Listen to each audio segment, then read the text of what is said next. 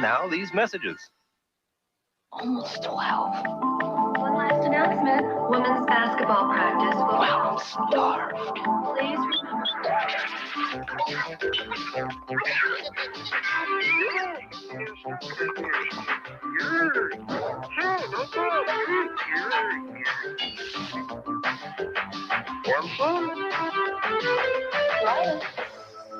Brian, would you care to share with the rest of the class? Done at last. Well, geez, how about some M&M's? Hi, Dibs. Wow. Where M&M's chocolate candies go, there's bound to be some fun, you know. It's a bright and colorful wonderland. All the world loves M&M's. Pure milk chocolate joy for everyone. M&M's chocolate candies. The milk chocolate melts in your mouth, not in your hand. See you later. Watch me trick Fred out of his Cocoa Pebbles. Hey, Fred, want a blast from the past? Boy, these pictures take me back. Hey, Freddy! I bet your Cocoa Pebbles you can't do this. Oh, yeah? Oh, no! It worked! Coco-licious. Bonnie, you tricked me! Again! My past was catching up with me. How's Cocoa and Fruity Pebble cereal part of this nutritious breakfast? Yabba dabba delicious. You know, the holidays are a great time to get together with friends or relatives and have a party. But parties can mean people who drink and then try and drive. To help you plan a safe holiday party, we've put together this booklet, Celebrate Sober. In it, you'll find great food ideas, plus recipes for delicious holiday drinks for drivers. You'll also find safety tips for before and after the party. You can get your free copy of Celebrate Sober at the Pepsi display at any Safeway store. Twix puts the dig in your gig. It puts the boom into your beat. Puts the rhythm in your feet. Keeps you rocking along. Puts the soul into your song. You can keep on moving with Twix. Chocolate caramel satisfaction. Like Crispy Cookie gets you back in the action. Nothing two sticks of Twix can't fix. Foot slip, smack, back in your rap. Keep on moving with Twix. I'm Captain O.G. Readmore, a reading kind of cat. Read a book like me, you'll soon agree that reading is where it's at.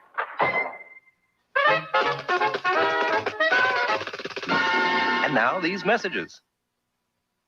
Oh, the night before Christmas, an Oreo cookie's waiting for a special guest. I'll just take a little rest. Ho, ho, ho, who's that kid with the Oreo cookies? Eating all the luscious chocolate, licking all the creamy middles, dunking all the crunchy cookies like he did when he was little. It's so hard to hide the kid inside with Christmas and O-R-E-O. Bisco. Look at that! Milk does the body. Look at does a body good. Pass it on. Check it out. It's so cool for hanging out. It helps you grow up big and tall. It's good for teeth. And that's not all. It does. Hey, Mr. Moo, what do you say? Fresh moo juice makes my day. Milk, it does the body good. Pass it on. Milk, it does. Milk, it does the body. Look at does a body good. Pass it on. Hey, you two, the kitty heel's over there. Oh, no, Tony. We'll do fine after this complete breakfast, including my vitamin pack Frosted Flakes. They bring out the tiger in you. To ski this hill, you gotta be good. Frosted Flakes good. They're great. Show 'em you're a tiger. Show 'em what you can do. Go, Tiger. The taste of Tony's Frosted Flakes. Smash, they're fast. Bring out the tiger in you. And you. Don't pout, check it out. Zach's gonna show you what work's about. Jenny, Jenny, oh Benny. You're gonna make a good penny when you know you have many talents. Name 4. I can cook and fix a car, read a book and gaze at stars. What kind of jobs am I good for? Tell me. Chef, engineer, journalist, astronomer. What you like to do today can help you find a job that pays planet. Penny, penny, oh penny. You're gonna make a good penny when you know you have many talents. Name 4. I can sketch my method strong, build a desk, sing a song. What kind of job am I good for? Tell me. Painter, computer whiz, carpenter, showbiz. What you like to do today can help you find a job that pays planet. Every one of us has got what it takes with some thought. You can make your dreams come true by finding out just what to do. Study, plan, train. It's Christmas, so little time, and so many friends and relatives. Have you checked out the Christmas sale at Best? The Pollenex Power Massage helps relax muscles and relieve minor aches and pains. 7 adjustable settings range from intense to gentle. Sale price $29.97. The Pollenex Health Club Whirlpool Bath helps improve circulation, eases tension, and temporarily relieves arthritis pain. Sale priced $149.87. Do you suppose Santa shops at Best? If there's one thing you want to do, it's watch the telephone auction shopping program, America's #1 auction and bargain event. It's chock full of bargains, surprises, and downright home-style fun, making the telephone auction the largest home shopping show in the United States. And we want you to be a part of it. Check your local listings for the telephone auction shopping program. The telephone auction, 7 a.m. Saturday and 12:30 Sunday night. It's Christmas, so little time, and so many friends and relatives. Have you checked out the Christmas sale at Best? The Daisy Chef's Pot. Thermostatically controlled with non-stick surface, it stews, bakes, and roasts, plus fries, steams, and slow cooks. Sale price $19.97.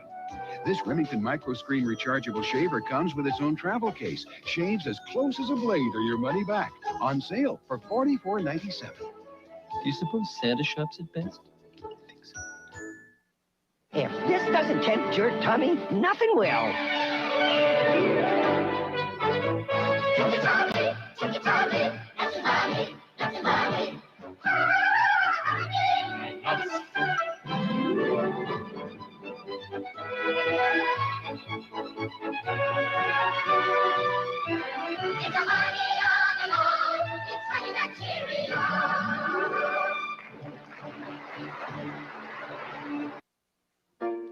If you're searching for something for your little girls and boys, and you're finding high prices but not finding toys, and you're sad and you're blue and you're tired running around, let Lionel play. We'll turn that frown upside down. We got selection, no prices too. Lionel play, what makes it easy for you? The prices and selection are among the best around. Let Lionel play, we'll turn that frown upside down. It's Christmas, so little time, and so many friends and relatives. Have you checked out the Christmas sale at Best? Black & Decker Space Maker Counter Bright Can Opener with dual intensity bulb. Brightens the counter, acts as a nightlight. Sale price $22.92. The Black & Decker Space Maker Electric Knife. Sale price $21.92 plus manufacturer's rebate. Black & Decker's Brew Starter Drip Coffee Maker. It's only $59.96 at Best. Do you suppose Santa shops at Best? Want to hear something interesting? Buy anything during Vallis TV's Christmas sale. Interest-free for 1 full year. Interested? Interest-free. Mitsubishi 45-inch giant screen, just $26.86. 20-inch stereo TV, just $4.99. Cable-rated VCR, $3.49. Or the new C-format VHS camcorder. That's no interest. For 1 full year on anything during Vallis TV's Christmas sale. 80th and Wadsworth and 475 South Broadway. Thank you.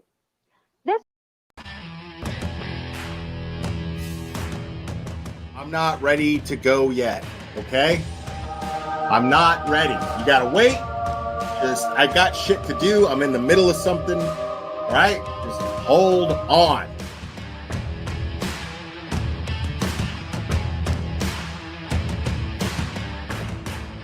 Watch your mouth or don't come in here. Uh-oh. Uh-oh. Oh, yeah, people, come on, we're adults here. You know what? Adults. What is the point? Yeah, we're adults here. I got a fucking Burger King fucking thing on my head. We're all fucking adults here, guys. People in my chat, 2 words. What are they? 2 words. Let me see the chat flood. Let me see the chat flood. 2 words. Okay. Next caller. Please. let's get into the meat and potatoes, which translate in American to dick and balls.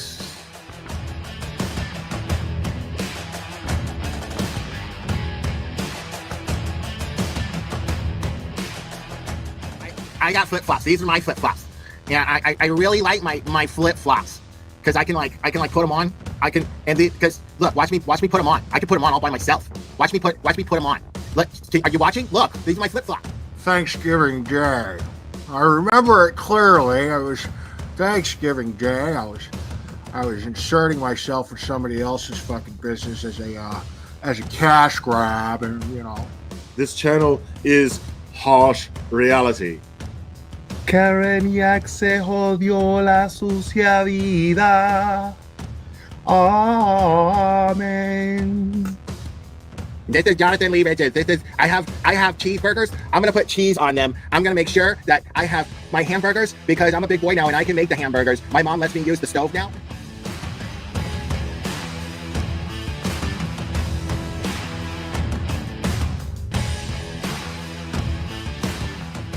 And I'm just like, wow, I like receipts, and they brought receipts. Like they had evidence to back up everything they said, and I'm like, okay, well, there's got to be another side to this, right? Like this can't. No, this is too fantastic. Yeah, because you're not going to just jump to the conclusion that there's a conspiracy amongst cops to cover up a murder. You know what I mean? Yeah, I mean cops and just like soccer moms and shit. Like that's what made it even crazier. Like. Yeah, get it, Betty. Yeah, did you have a close relationship with your mom? Get it, Betty. Oh, of course, I still do. Yeah.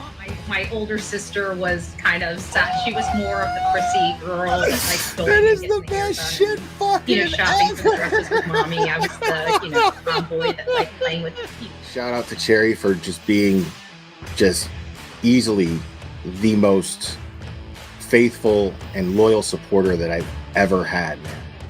That someone could have that tenacity with loyalty. And I'm really blessed to have someone like Cherry be part of this channel and in my life. So it means a lot. And yes, I named him after Mr. T and Rocky. Say, woman. Say, woman. Say, woman. Since your old man ain't got no heart, why don't you come down to my apartment tonight and I'll show you a real man. Oh my God, I'm so in love with this little dude. Yeah, I'm gonna go ahead and wrap this one up. I love you guys very, very, very, very much. And we will do this again very soon, my friends. Oh, say bye. Say bye. Oh, I love you too. Give me a kiss. Oh, I love you. Bye, guys.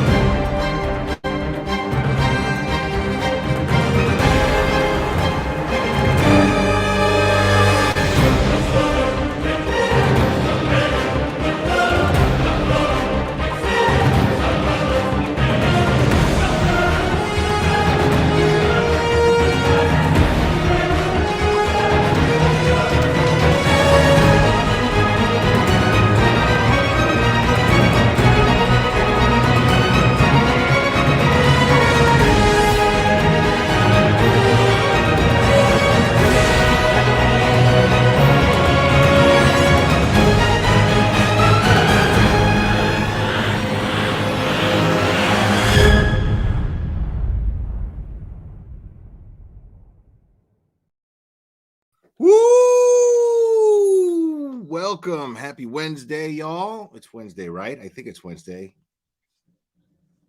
I hope everybody's doing well. I hope everybody's having a great week so far.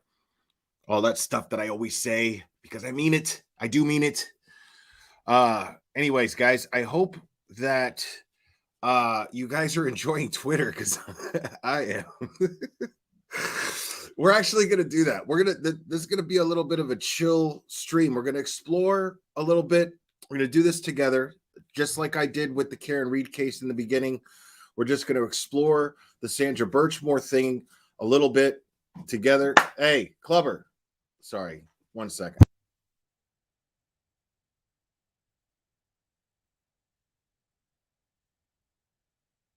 Paula F., thank you so much. Welcome. Yeah,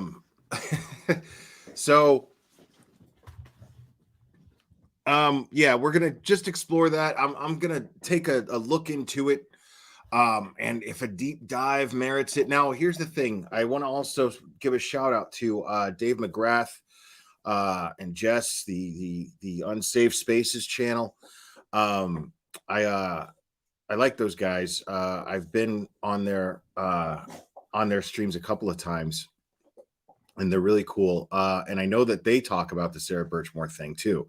So make sure to subscribe to those guys because they've been talking about it. And the stuff that they're saying, I was listening a little bit last night as much as I could. And they were really touching on some very, very heart tugging points.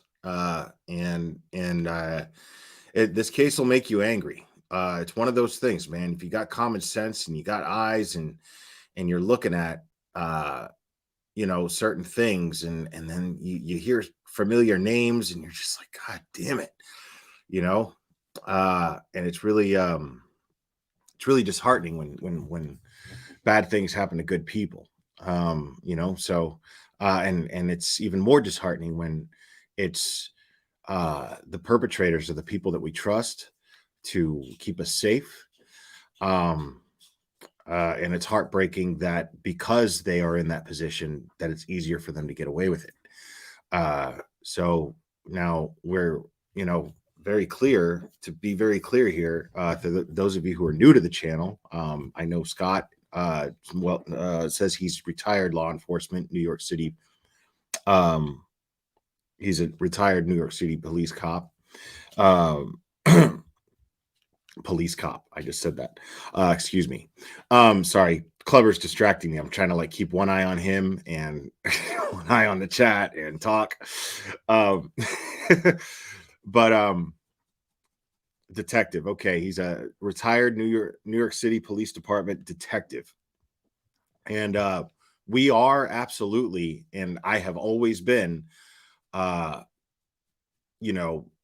type to back the blue, as it were. I've always been supportive of law enforcement. I've always put cases, if I feel like as a YouTuber, by sharing certain information or becoming awesome. You're one of Melanie's mods. Absolutely. You're absolutely welcome here. I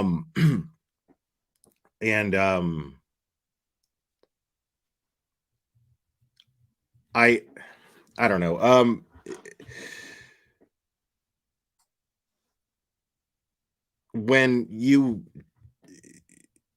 The thing is I like to think of us as a channel that really appreciates the hard work that law enforcement officers go through for training, the desire that the good ones have in order to move forward with their training and then serve and protect. And I think one of the minimum standards of a police officer in this country is to be an American patriot. It doesn't matter if they're Democrat or Republican or Libertarian or anything. It doesn't matter. As long as they love this country and they love protecting freedom on a local level. And by doing so, holding those accountable who are fucking up freedom for the rest of us, creating more laws and tightening up on those laws. And because, we are not in a position yet in our society to where we can police ourselves. We can to a certain degree. We've made a lot of progress. There's been a lot of evolution in humanity, but we're not there yet. So therefore, until we get there, we have to respect the fact, we have to respect the entire entity and the idea behind law enforcement and what it's based on. But when that is perverted for a police officer's personal gain, you know, that's where we have a problem, because that's me being so pro law enforcement that I'm looking at that going, people like you are the reason why law enforcement gets a bad name. People like you who are doing dirty shit and taking advantage of having a badge, using it to bully people, using it to intimidate people, instead of using it to protect people and get justice for people, which is what you swore to do. Then yeah, the people are going to have a problem with that. So, I noticed that there was a creator in my chat a couple of streams ago, and I didn't notice until I looked back at the chat later on, because it doesn't show up like that on StreamYard. And he super chatted me, and it was very nice that he did, but I got a ton of emails and a ton of DMs stating, you know, stay away from that guy because he's totally anti-cop and blah, blah, blah. And I don't know. And, you know, he proposed doing a fundraiser to get Turtle Boy out of jail, but he didn't understand what was going on anyway. He wasn't following the case because he thought we could just come up with some money and bail him out. Like, the issue was that Turtle Boy didn't have bail money, you know, like, so, but I thought, you know, the idea was cool. Sure. Raise money for his defense. I could just educate the guy a little bit and just, you know, okay. And then it turns out he was verified. He had a lot of subs. But hey buddy, I need you to get down. Okay. Want to say hi to everybody real quick? You know, you just want to. He's a good boy. I love you, buddy. I do. But I gotta do this. I gotta do this, dude. Okay? Go play. Go play. Go play. You've been very good. This dude. Oh my goodness. Okay.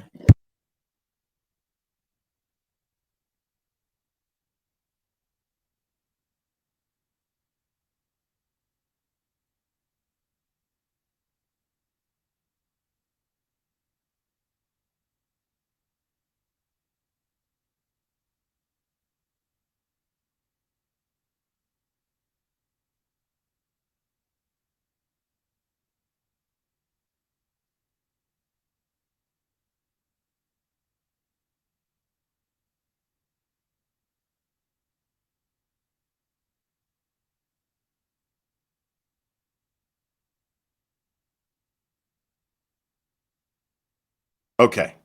Hopefully I think he found a bone or something. No, leave those alone. Clubber, stop. Come on, buddy.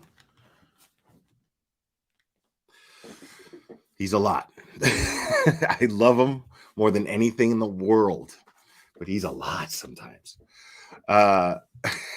Patty Brosnan, thank you so much. I appreciate it. But yeah, none of us are anti-cop here, you know. But I think the latest thing that people are talking about, one of the latest rumors. Now, I haven't seen anything that says this. I've just heard people like respond, or you know, or whatever, or you know, say something in some sort of form of response, more or less, that I am under Karen Reed's employ. No, I'm not. No, I'm not. I promise you. I can state right now, just clear that up. No, I have never knowingly accepted a penny from Karen Reed or anyone on Karen Reed's defense team. I have not. There is yeah, right. Yeah, Sleuthy Goosey was in that little situation too. She was one of the people named. You know, I almost wish I was, if I'm being totally honest, but that doesn't mean that's what I would want to do. But what I'm saying is, I know that's just simply not the case. I do my channel. I cuss on it 99% of the time. It gets flagged and it's not eligible for ads. You know, people donate because they like the channel and they just want to show support for the channel. And I'm really grateful for that. But I do this because it's fun and because I care, and that's it. That's it. There's no other reason. And I've been doing this for a long time. It's very funny because there's a lot of talk in the old community that I came from that I'm like, well, they're saying, well, Glare is doing exactly what he always said he was against. And I could see how on the surface it may seem that way, but the problem is that these things that I knew would come to light are now coming to light. And so therefore, every reason that I've ever given as to why I am so involved in this case and have the opinions about this case that I do will absolutely be consistent with my character that I've always been on YouTube. Guaranteed, without a doubt. I have no doubt in my mind about this. There's just a few more people watching me now. That's all. But so, and as much as people would like to see that be the case, it's just, sorry. I can't oblige you. I understand that there are people who tend to go real life. That's not something that I condone. That's not something that I do. That's not something I've ever done. And so I just, that has not changed here. You know, it's like, I mean, you can, you know, you can't cuss or say anything disrespectful to anyone in the chat if you're in Melanie Little's chat. That's a very common rule for a lot of YouTube channels. But here, you know, you can, if you open your mouth in my chat and say something stupid, you're subject to being criticized by me or anyone else in the chat or everyone else in the chat. It is just the bed you made. So you're just going to have to lay in it. That's the way we do things here. But doxing is definitely not permitted. And that is not something that I support, ever have supported. And some people might say, and thank you, Grandmaster Sitch Sophos, I appreciate it. Let's see the little pause there. Thank you. Some might say, well, Turtle Boy has done those things. He's in jail for doing those things. I would say to that Turtle Boy is in jail for doing what was absolutely necessary, considering the circumstances, in order to get the information that he got that is actually being used as we speak by Yannetti and Jackson, Karen Reed's attorneys, in order to defend Karen Reed. This is indisputable truth. Like, it's not theory. It's not, hey, I don't think that's what happened. No, it's what happened. It's happening right now.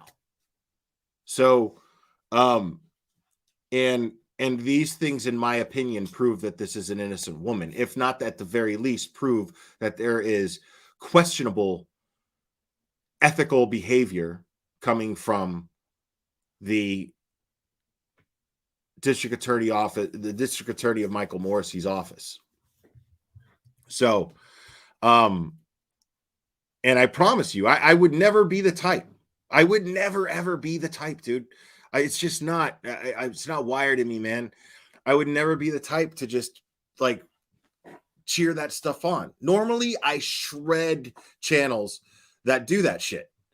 people yelling through a fucking bullhorn, getting in people's faces and shit. Normally, I tear those people the fuck apart. But whenever I do, they're doing it to innocent people. They're doing it to innocent people. I know that these people, at the very least, are liars. They're absolutely liars. So I don't feel sorry for them, and I don't feel that they're victims. Because even still, those people that I would make fun of, like Bullhorn Betty, like Jonathan Lee Riches, Clever, stop that, please. Thank you. Like Bullhorn Betty, like Jonathan Lee Riches.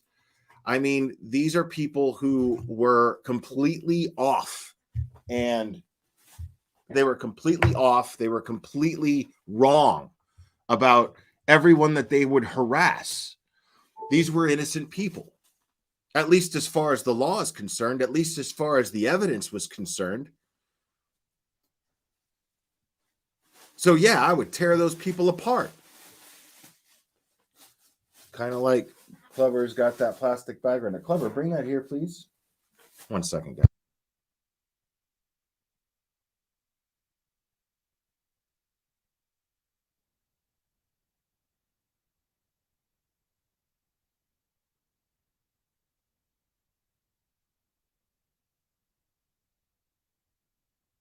Okay.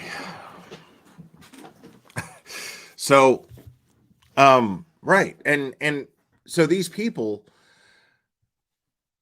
I, as far as I'm concerned, if you are the parent of a missing child, okay, if you are the parent of a missing child and your behavior is kind of fucked up, granted, pretty fucked up, and there are circumstances where there are certain details about your life that, first of all, are really nobody's business, but now that they're public, makes people wonder about your character.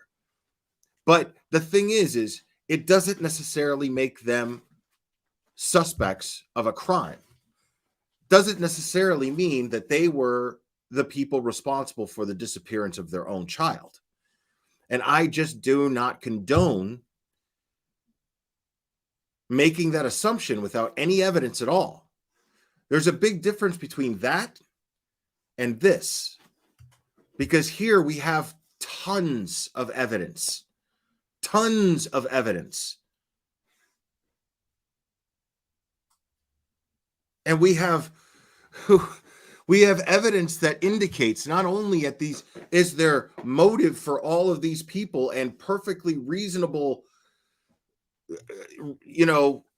perfect reason to believe that they are colluding, that they are conspiring, for lack of a better term, because there is no better term. That is the definition of a conspiracy. When people conspire to cover up one bad act, morally questionable act, that is a conspiracy. And there is plenty of evidence to at least suspect a conspiracy.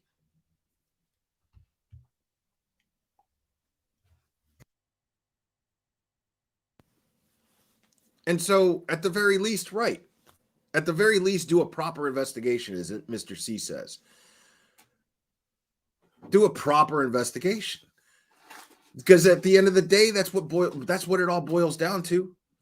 These people of Canton, they just want the cops there to do their jobs. Like a Boston police officer lost his life. And they went through all this trouble to sloppily put the blame on an innocent woman.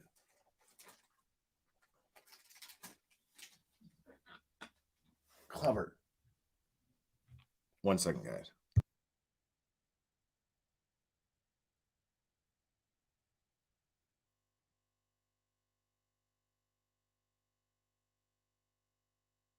It's just when he picks up stuff that like makes noise, I get distracted, like what he's doing right now. He found something else. He's just looking for everything that makes noise. I am convinced that he's doing it on purpose. I'm convinced that my dog is fully aware of everything that's going on, and he's still a puppy.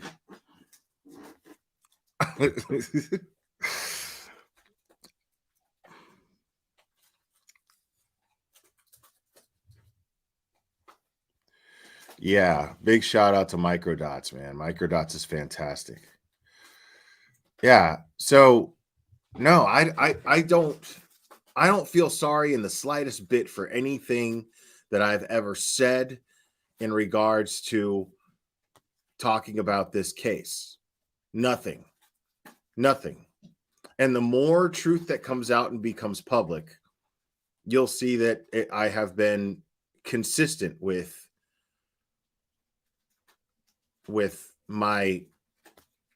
the way that I've always run my channel and the things that I've always supported or not supported.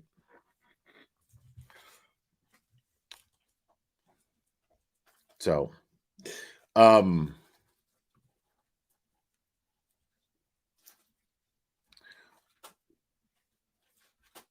me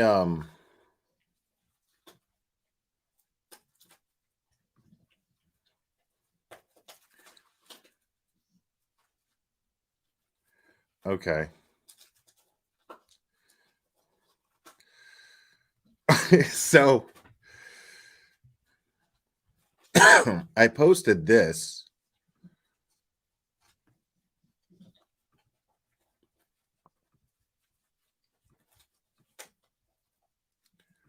I mean, I just made this with the little Reface app. Like, it's fun to play with once in a while. You know?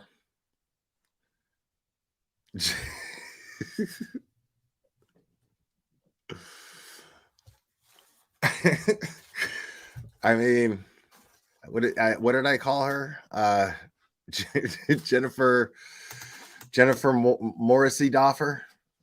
Not very original, but you know. So if you follow me on Twitter, then you see once in a while I'll just drop stupid shit like this.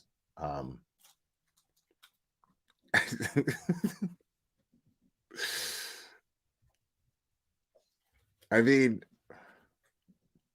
that's a fun app. It's a fun app. What's up, Pearl? I saw you guys were live earlier, man. You had a lot of people in there.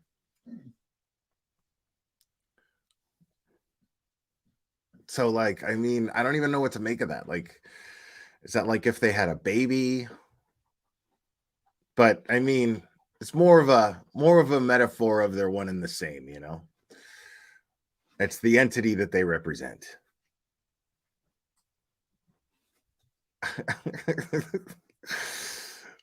Oh my goodness. So, and I like to highlight the stuff that like Olivia and Sleuthy posts because they're always just dropping facts, and it always just pisses everyone off. It's the funniest shit in the world.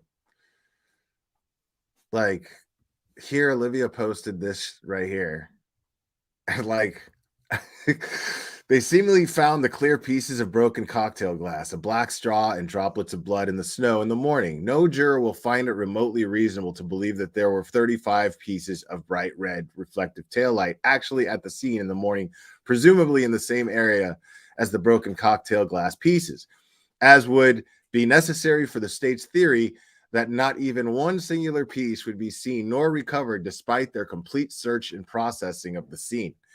But then some of these pieces are found 12 hours later, after they'd become buried by 20 more inches of snow, all atop of all said pieces at the unsecured scene. How are they able to spot blood droplets in the snow, which presumably would have dripped, melted, and fallen down into the snow at 12:25 a.m., and therefore likely be covered by the subsequent snowfall until 6 a.m., and thus harder to find? I mean, like,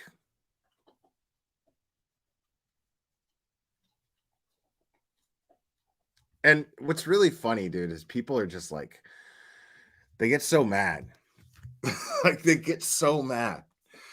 It's like these people, like, it's like the prosecution presents this ridiculous case, changes it up all the time. And then, you know, somebody on Twitter who actually sees right through this shit. Well, like just somebody on Twitter, dude. Like, I don't know who Olivia is. I don't know what she does for a job. I don't know what kind of education she has. All I know is that she drops fucking truth bombs on Twitter and it makes everyone really mad. And it makes me fucking laugh like a maniac. It's so funny. It just makes everyone so mad.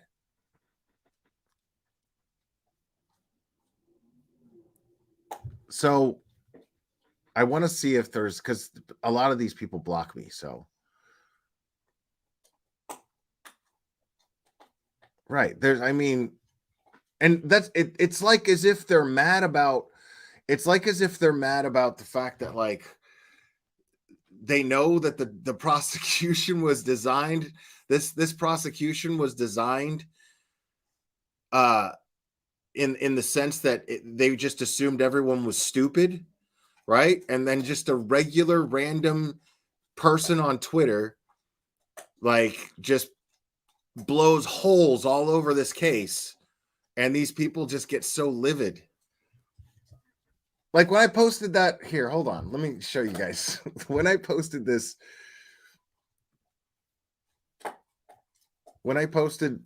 Coffindoffer thing, right?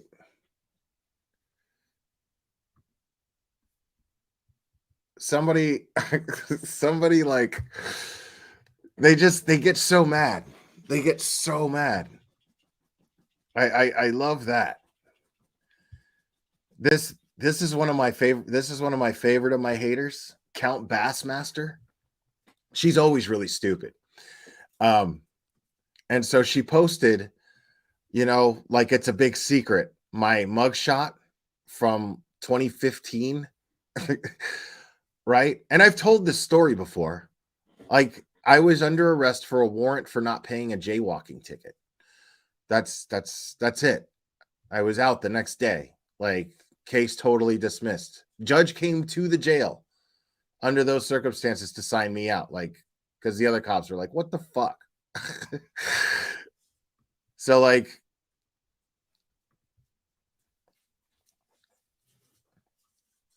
and so I just voted sexiest mugshot. And people like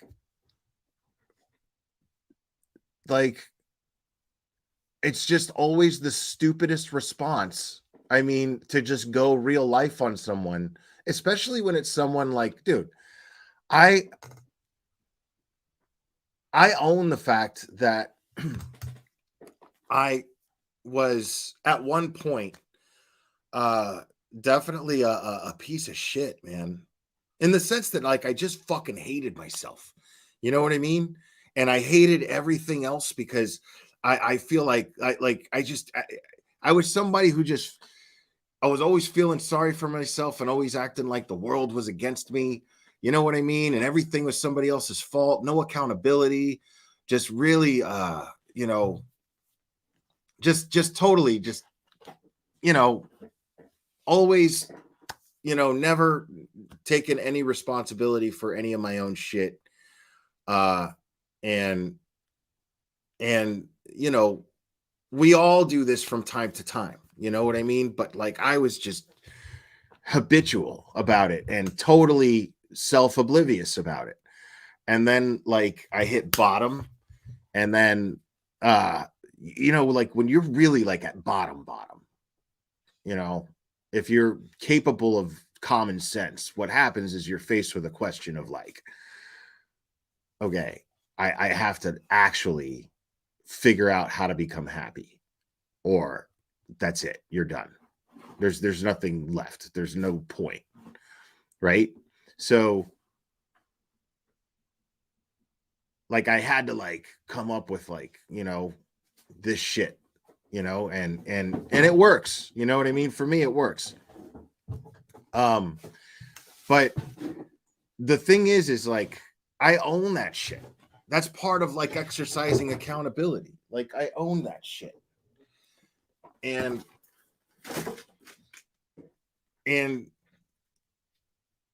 it's so funny to me when somebody thinks that it's an insult to try to use that stuff to throw in your face, you know.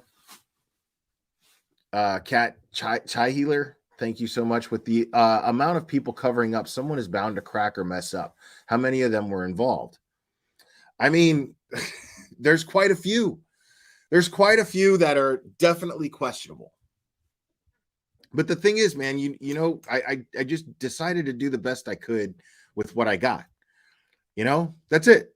I mean, that's all you. That's you have to like get to a point when you really get to a really shitty place. You just, you know, you're like, all right, you got to just do the best you can with what you got. That's it. You know, and I still don't. You know, but like I try. You know what I mean? But it's just so funny to me that like if it's whenever there's an argument or even something that's even, you know, like take my mugshot, and my point being is like take my mugshot and do something cool with it like I did. You know? Like that doesn't do anything. Because everybody here's got a past. You know, like that's why I get so annoyed when people start talking about Turtle Boy to me and shit. I'm just like, dude, I don't give a fuck. I don't give a fuck what his relationships were like with his ex-girlfriend. Dude, this one lady fucking posted a picture of like supposedly this is the fucking what's her name? The mass hole mafia lady, right? And she's posting, I'm just like, dude, that's the most disgusting thing I've ever seen. Like, she posted a picture of supposedly his ex and his kids, and she was like, oh, Aiden's ex contacted me and wanted to make sure that we knew that, you know, life is so much better without him there, you know, that. And I was just like, the fuck does that do? The fuck does that have to do with the Karen Reed case? You know what I mean? Like, I can't even get to that level of thinking with people, dude.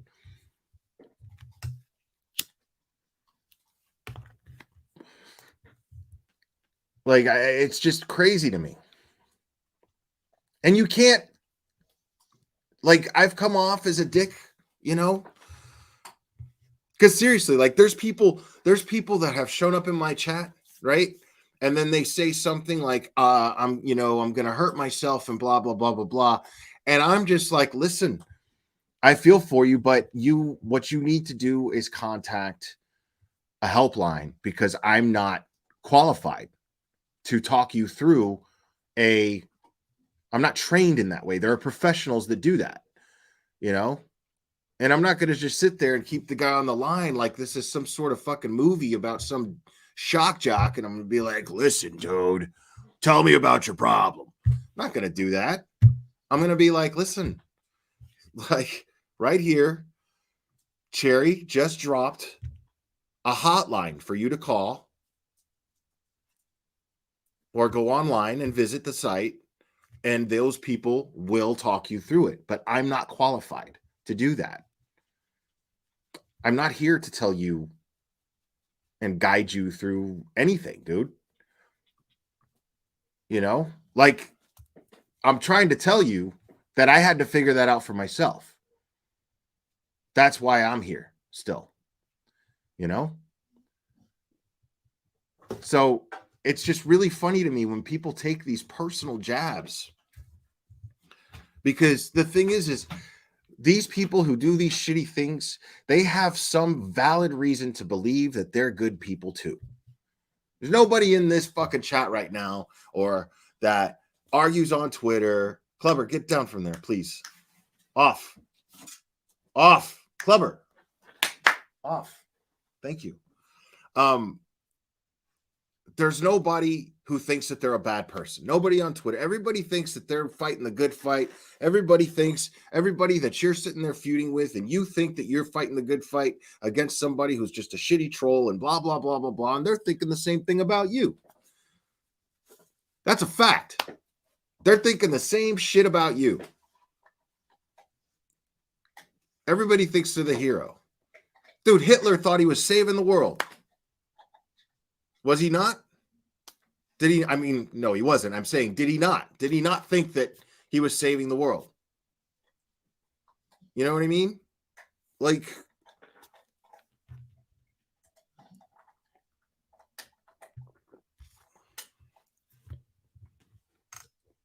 so when I consider that undisputable fact that everybody here thinks that they're in the right, I'll say this. Look at the evidence. Because that's the line right there. That's the line that separates those of us who all think that we're such good people when we're fighting on the right side. Okay? That's the line. The line is the evidence, the truth. And when you don't present things like evidence or truth or a sound theory that is based on the evidence, if you don't do any of these things, you don't get to criticize the person that does. You don't have an argument. You're coming off stupid. It doesn't even take somebody calling you stupid. It's you that's doing it to yourself. If you sit up there and you throw out insane theories, insane speculations without anything to back it up, you know what I mean? You're gonna come off like a willfully ignorant fucking moron. And somebody who's not is gonna call you a willfully ignorant fucking moron. Or something along those lines.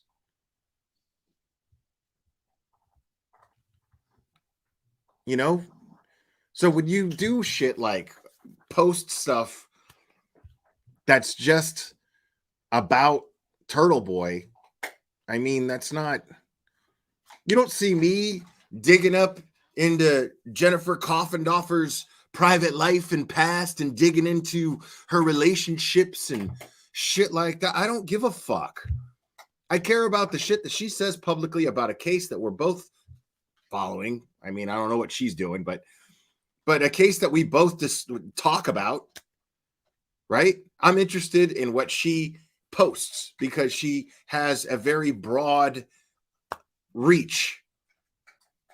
So misinformation can have a terrible effect coming from a source like her. Bro, come on, dude. This fucking dog, dude. I love him.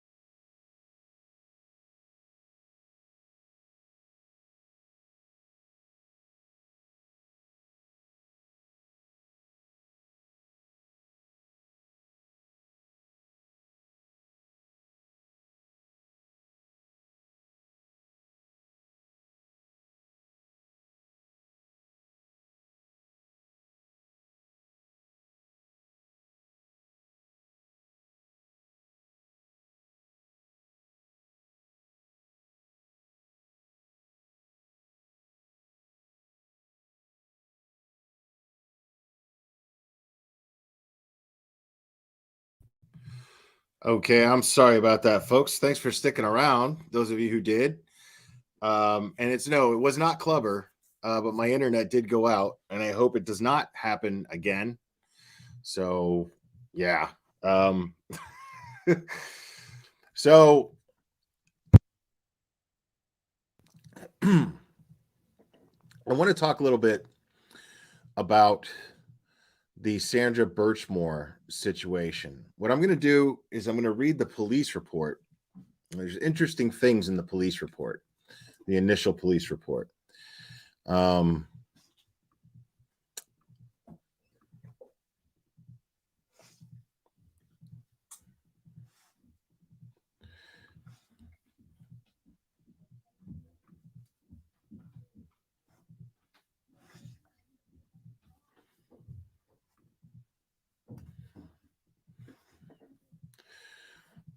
Now, hold on.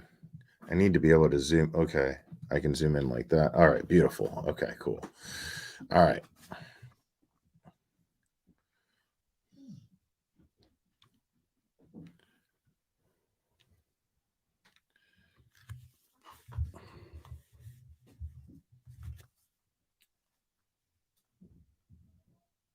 Okay. So,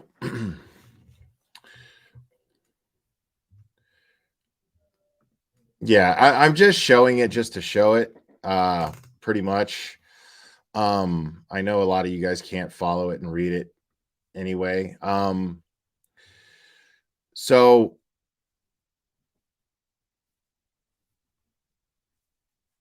it says here on February 4th, 2021 at approximately 11 a.m., I was dispatched to Windsor Woods Way to assist members of the Canton Police Family Services Unit on a well-being check requested by another agency, Sharon, Massachusetts Police. I was greeted in the lobby entrance by Officer Mike Brady and Officer Ensley Cotard, as well as property manager Aaron Porter, who provided the key for us to gain entrance to 3307 Windsor Woods Way, Canton. And I'm sorry, I can't read the chat right now, guys, so keep that in mind. The call originated from a well-being check from Sharon Public Schools, and they contacted Sharon Officer Mike Hocking. As a teacher, Birchmore Sandra has not shown up for work or called in sick for several days. Officer Cotard and I entered the dwelling and observed two cats in the apartment and noticed the conditions were cluttered and unkept, and noticed the bedroom door was closed. Officer Cotard opened the door and we observed a young female in a seated position on the floor with a scarf around her neck and tightly affixed with the closet door handle.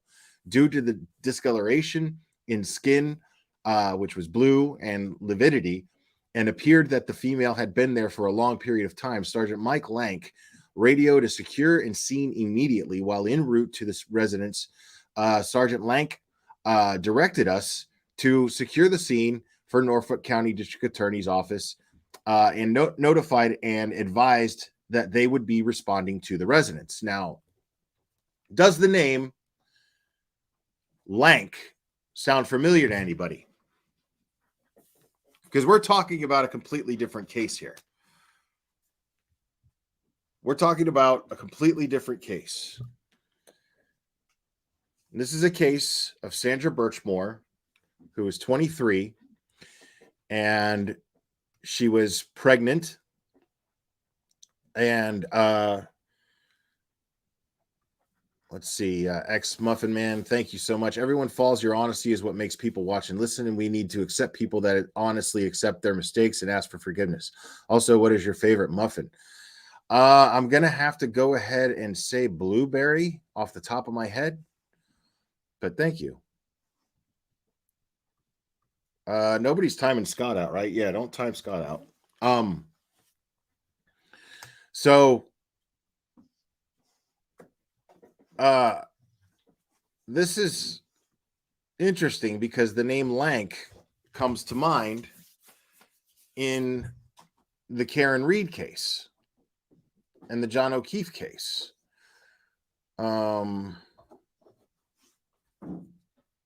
Let's see.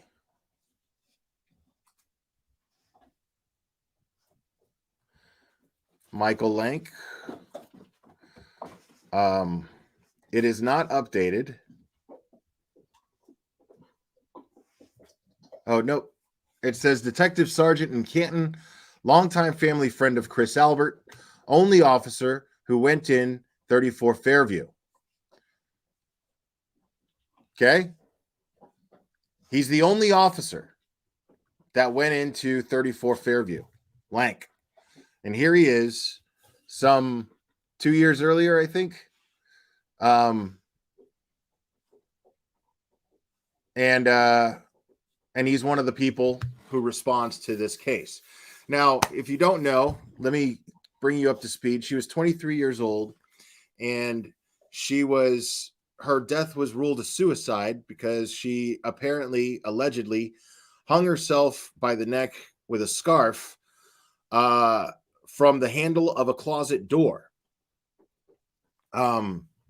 If that already doesn't sound completely unbelievable, then go ahead and take a look at this. These are the last moments of Sandra Birchmore's life. So keep that in mind. Trigger warning here.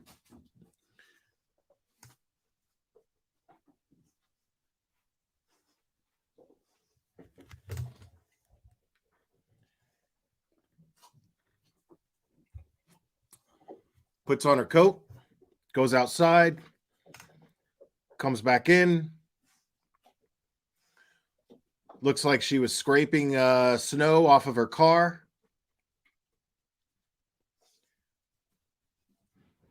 And then here comes this person. And he looks clearly as though he's trying to avoid detection from the camera. He's got a hoodie on and he's got a mask on. And it turns out that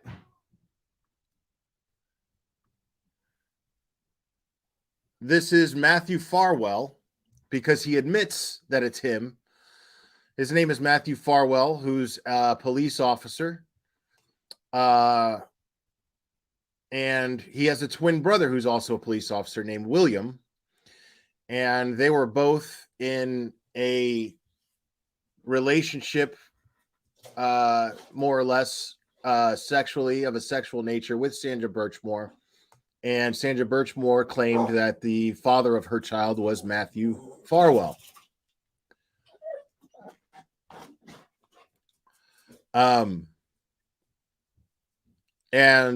allegedly,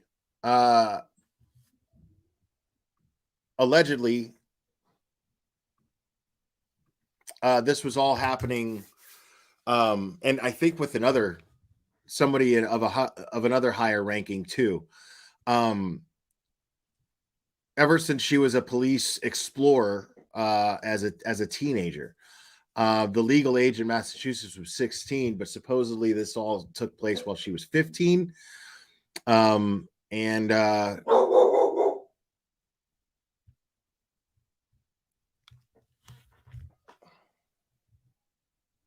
don't know what the hell's going on. Clever, what are you doing, buddy? What are you doing, buddy? Chill the fuck out. Oh, I think two of the dogs upstairs were fighting, and he's like all riled up about it. Yikes. Robert Devine, Assistant Chief. Thank you so much. Appreciate it. Right. Now, mind you, I'm very new to this case myself, but I saw some red flags and knew I wanted to look into this when I saw some familiar names in this. So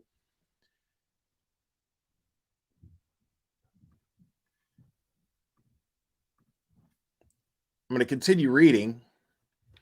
Sergeant Lank and Jonathan McCourt arrived a short time later, and Officer Brady, Officer Cotard, and I stayed outside the apartment. Sergeant Lank and Detective McCourt entered the apartment in an attempt to gather information and proper identification of the victim. Sergeant Lank requested Canton Fire EMS to respond to our location. FF paramedic Daniel Whitley arrived and pronounced Sandra Birchmore deceased at 11:46 a.m. No life-saving measures were taken at that time. Trooper Mike Dunn from Norfolk County District Attorney's Office arrived at scene as well as Trooper Zach Clark and Crime Scene Services to process and photograph the scene. At 12:44 p.m., I received a call from the Commonwealth of Massachusetts officer of the medical examiners and spoke with intake specialist Mercedes Robinson. And after gathering pertinent information, the medical examiner's office accepted jurisdiction and will be responding. And then there's the case number. And then Trooper Dunn requests next of kin to be contacted and respond to the residents for questioning. Stoughton Police Department notified and assisting with making contact. Darlene Smith, who is the aunt of the deceased, was not home when Stoughton attempted notification. She contacted the Canton Police moments later by phone and was notified of the deceased by Officer Nix. Smith was currently in New Hampshire and unable to respond to the scene. Her contact information was provided to Trooper Dunn. Sergeant Lank was able to access video footage of the assistants from property management. The victim was last seen on camera entering the building on Sunday, January 31st, 2021 at 4:41 p.m.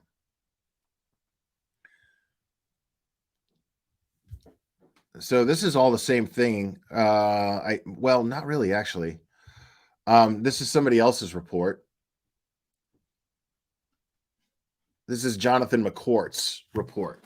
On February 4th, 2021, at approximately 11:09 a.m.,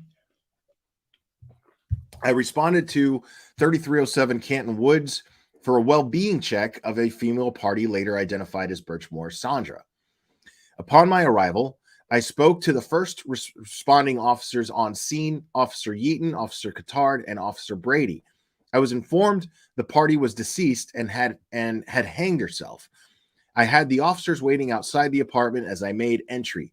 Birchmore was located in the bedroom in a seated position on the floor with a dark-colored strap around her neck. The strap was tied to the floor handle of the bedroom closet. And then this is redacted. Obvious signs of lividity had set in Birchmore's face, hands, and abdominal area. There was no visible trauma to the head or defense abrasions on the hands. Wow. The bedroom, along with the apartment, was unorganized and unkept. No signs of a struggle were observed in the bedroom or the apartment. On the kitchen counter of the apartment in plain view. So I got to say, because I'm absolutely of the opinion that she was murdered. Totally. I totally think that this, that this guy, this cop, whatever the fuck his name is. What is his name again? Farwell. Matthew Farwell. I totally think that he's absolutely, I think he went in there. I think he strangled her by her own scarf, got behind her, and then tied her up to the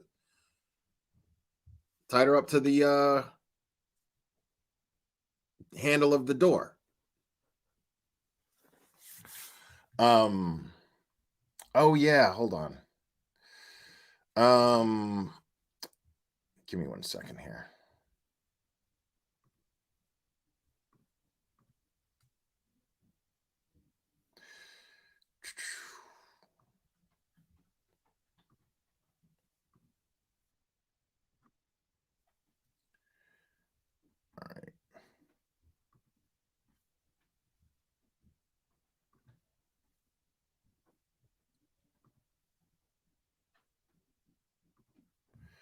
All right, so here is this is the link for the petition. I just posted in chat, and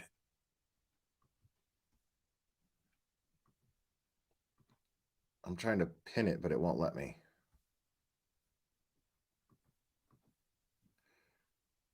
No.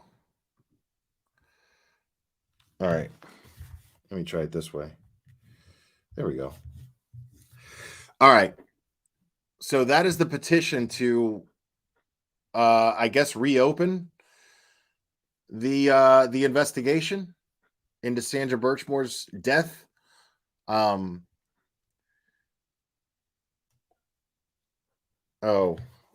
Pin the Facebook group. All right. What are you doing, Bubba? Huh? What are you doing, baby boy? I know. Hold on a second. I'm trying to do something, buddy.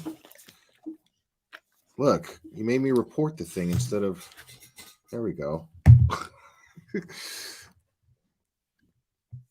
All right. So that's pinned. So there's a vigil for her too. So yeah, sign the petition that I posted in chat, but the pinned message is the Facebook group. If you're on Facebook, check it out. And there's a vigil supposed to be happening, and that will have all of the details for it. Okay. But I am totally convinced at this point that this is a case that needs to be talked about because another name comes up. Let me go ahead and continue reading here. Sergeant Lank arrived shortly. Let me refresh my coffee, actually.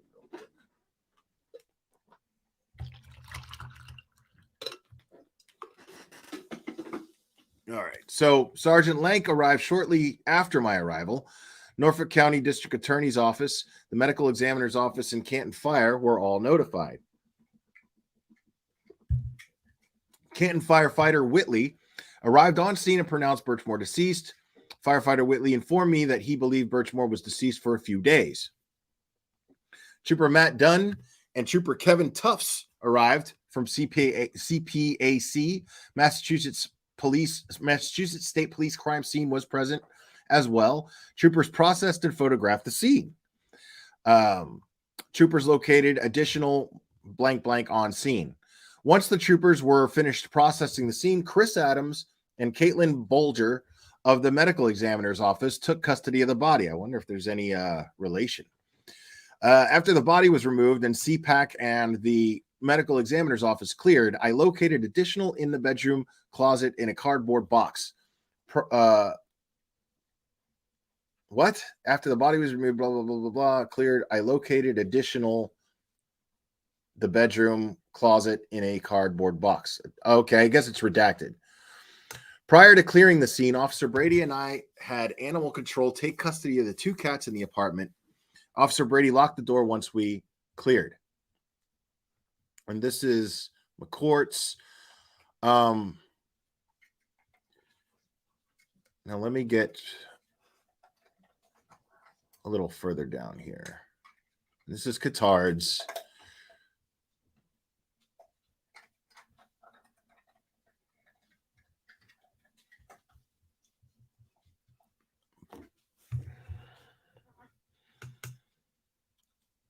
Now, I'm not sure if... Give me a second here.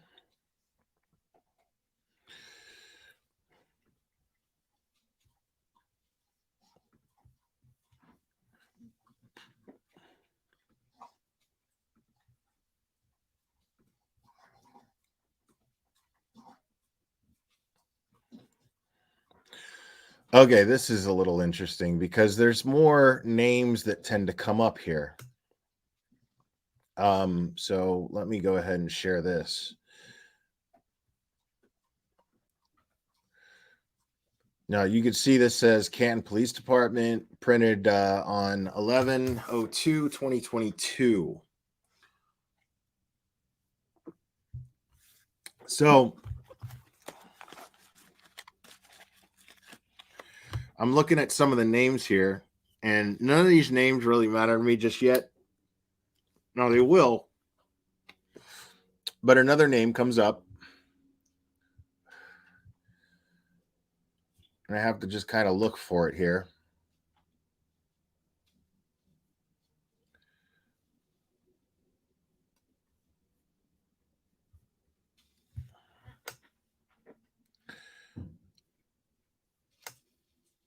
But I'm not seeing it now.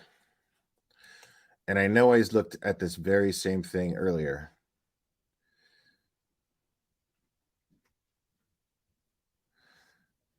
because I know that there is an Albert that was involved with this investigation as well.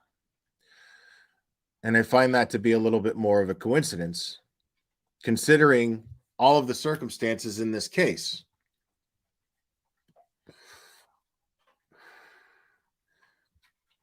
But it does escape me. I'm not going to lie. It does escape me. Okay, so Kevin Albert. I was trying to figure out which Albert it was. So who's Kevin?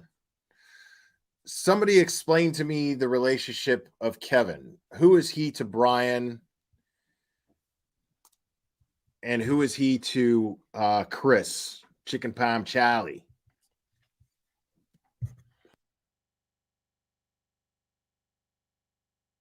Kevin is Brian Albert's brother. That's what I thought. And Chris Albert's brother. Okay. Okay. People. Come on. So all of a sudden, you're going to tell me. You're going to. What's up, Deets? It's good to see you.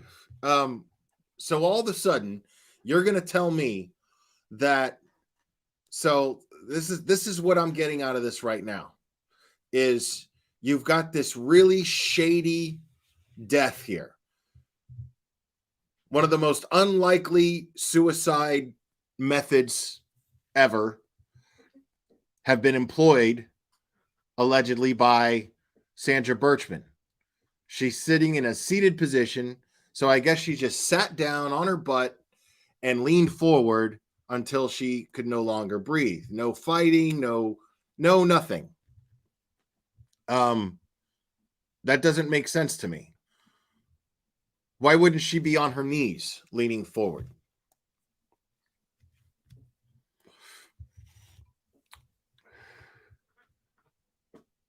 If she's going to go that route. You know what I mean? But I mean, right, Kwam Lee, you're saying prison style, but she didn't. I mean, she was in an apartment. Surely there was something in the apartment that was going to be more effective. You know? Surely there was a way at some point for her to think this through and go, you know what? I'm going to go get this. I'm going to go get that. You know? Like, I can tell you for sure that there is most likely a plan in place when you decide that you want to no longer be on this earth. There's usually a plan that takes place. You want it to be painless. You want it to be quick. You want to make sure certain things are in order. I mean, but for someone who's pregnant, even under the circumstances that she became pregnant, I just don't see this woman who took a job as a teacher, considering the shit hand that life handed her, and we'll get into some of that too. Not tonight, but we're going to get into a little bit of the history of Sandra Birchmore and the shit hand that she was dealt in life. She excels to become a teacher, and especially how she was absolutely victimized by people who she respected and trusted and held to the highest regard the most.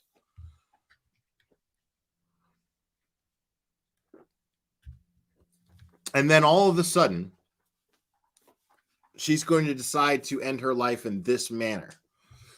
George Soros, man, I'm telling you,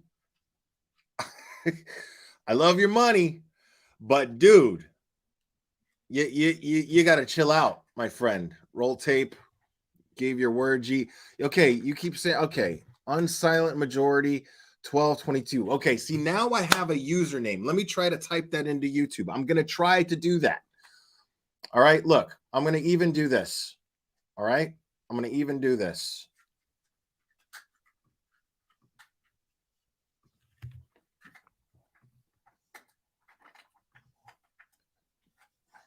Let's see what it is. Unsilent majority 1222. All right.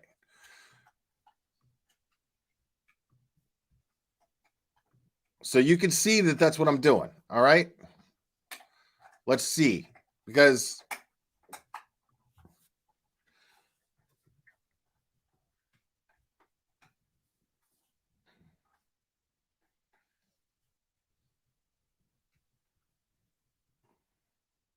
look at it right there, bro. Boom. Okay. Unsilent majority report. Now, what am I clicking on, buddy? Let me, because I want to play your thing. I'm a man of my word. Okay. I'm a man of my word. Let's just get through your shit real quick. I don't know what you want me to play, though.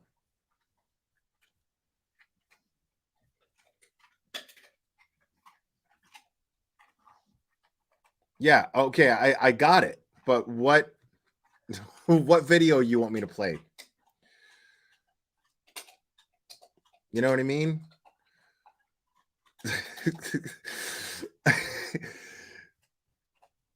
Because I'm trying to, like, dude, listen, I did a live stream. This dude was blasting my chat with super chats, and it's really nice. I'm grateful. That's nice. But, you know, he kept calling me a liar. Like, I'm here. I'm in the channel now. You gave me unsilent majority last time. I typed that in, and then like all kinds of stupid shit popped up because there's billions and billions of users.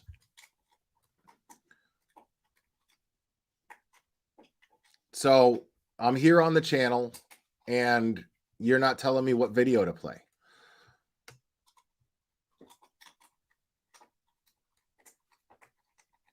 Let's just, you know what? Just for the fucking shits and giggles, let's play a short one. Let's find a short one.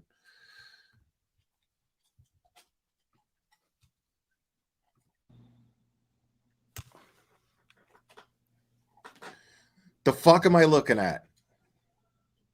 No, that's the one you told me to fucking look up. Bro, that's unsilent majority 1222 right there.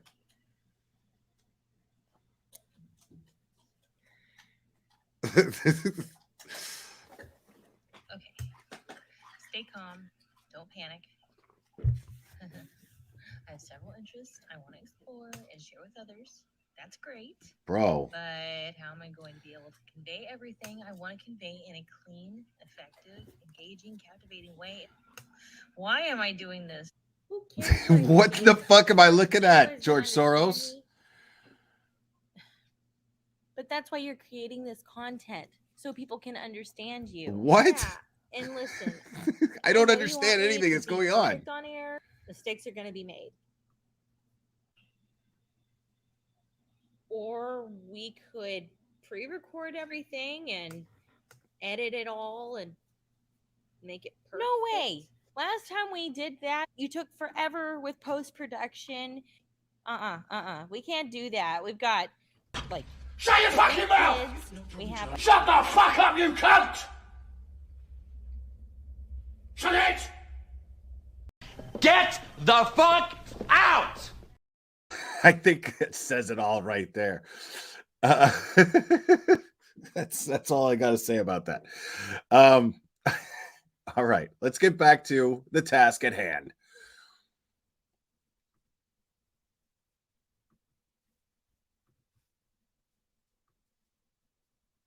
So if you guys want to see, like, well, hold on. No, I'm already here.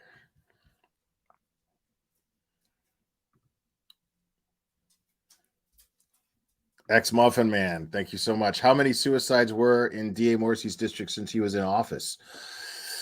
That's a good question. I mean, I don't know how to look that up. I'm going to leave that up to like Sleuthy or Olivia, but you know, or if Cherry, if she's up to the task. But that's not something I would normally ask Cherry to do.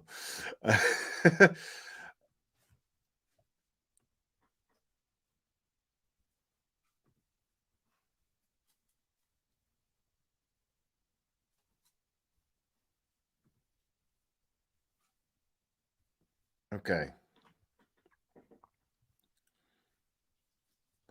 So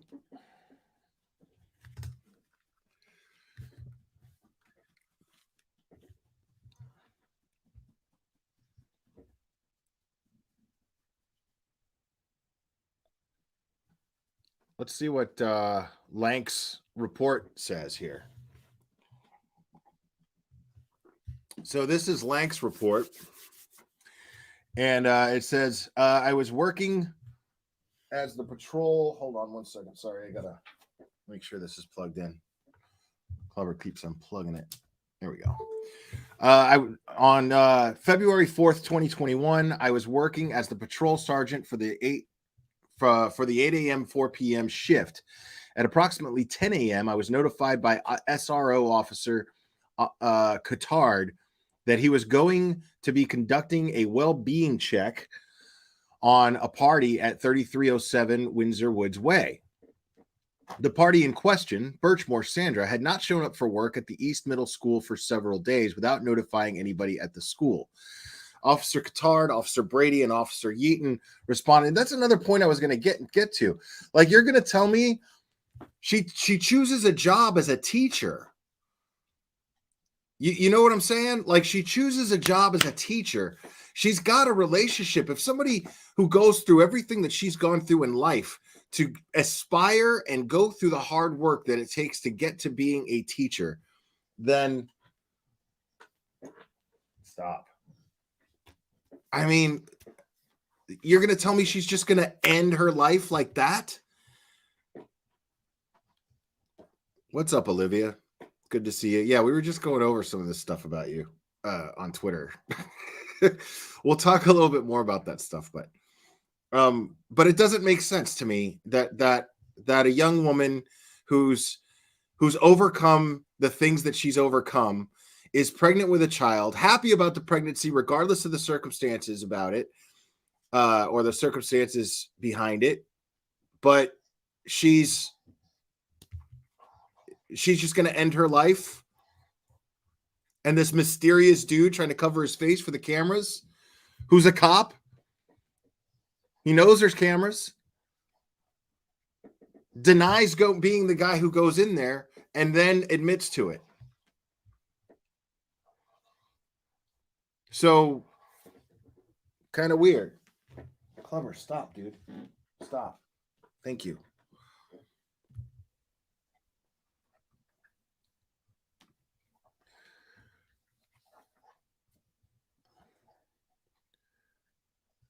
So Officer Cotard, Officer Brady, and Officer Yeaton responded to 3307 Windsor Woods Way in an effort to make contact with Birchmore. Once on scene, Officer Cotard notified me that nobody was answering the door. Officer Cotard was then able to locate the subject's vehicle in the parking lot. The vehicle was covered in snow and appeared to have been moved since the snowfall on Monday, the 3rd of February, 2021. Stop the games, dude. I can't with you right now, my man. I really can't.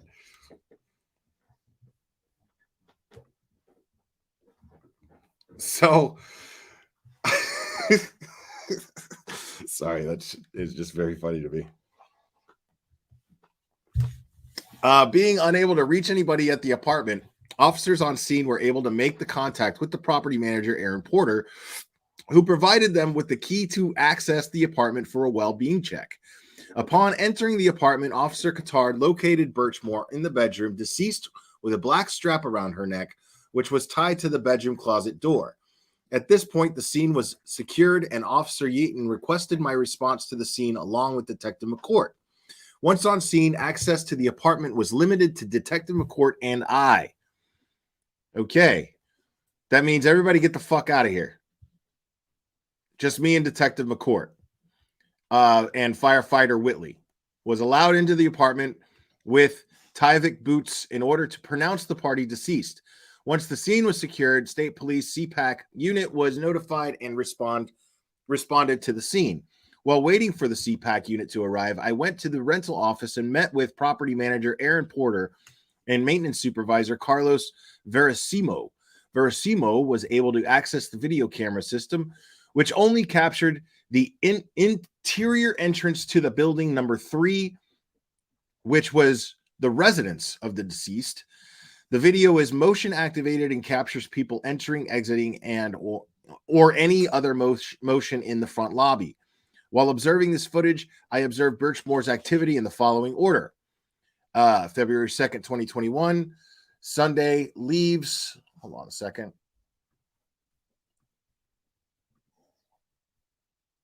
Oh, my bad.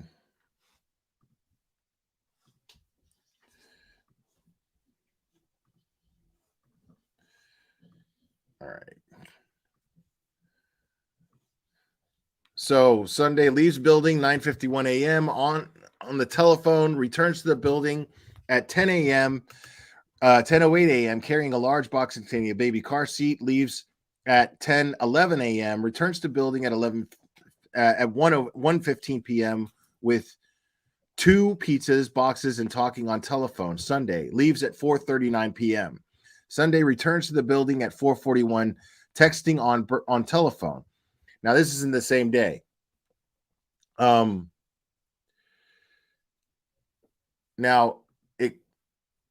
it goes on to say, this isn't the same day, the footage that you're looking at right there.